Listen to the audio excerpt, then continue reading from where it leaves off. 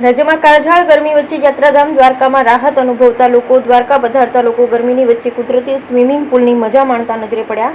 પવિત્ર ગોમતી નદીમાં સ્નાન કરી ઠંડકની સાથે પુણ્યનું ભાથું બાંધતા યાત્રાળુ આજરોજ વૈશાખી પૂનમના દિવસે હજારોની સંખ્યામાં લોકોએ ગોમતી નદીમાં સ્નાન કરી પુણ્યનું ભાથું બાંધ્યું હતું। સાથે જ કાળઝાળ ગરમીમાં ઠંડકનો પણ અહેસાસ કર્યો હતો। Bureau report Lalit Shankadiya, Devbhumi Dwarka.